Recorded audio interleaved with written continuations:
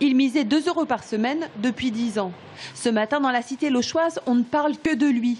Ce père de famille qui, début janvier, a tenté sa chance au bar tabac Le Chiquito. Pas de numéro fétiche pour lui, c'est cette machine qui a choisi la combinaison gagnante.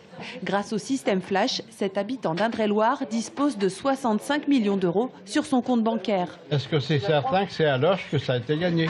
Oui, mais si. Ah bon? Tout le monde va se regarder pour savoir si c'est pas un tel qui a changé de voiture ou autre chose. Oui, tout à l'heure j'ai gagné 20 €. Puis là, non, c'est dommage. Ça va venir. La raison de rester anonyme, parce que je ferai la même chose. Cloche est une ville où beaucoup de gens se connaissent, donc voilà. Mais bon, cette personne veut rester dans l'anonymat. C'est en regardant le tirage sur Internet que le gagnant apprend la nouvelle. Un vrai choc, confirme-t-il.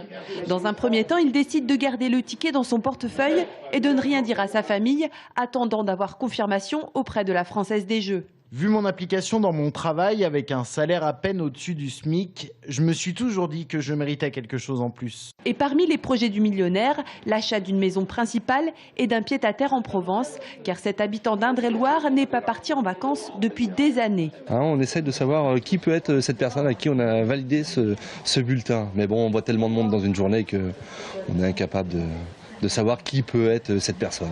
Le gagnant a promis de ne pas devenir un évadé fiscal. Il restera bel et bien en France.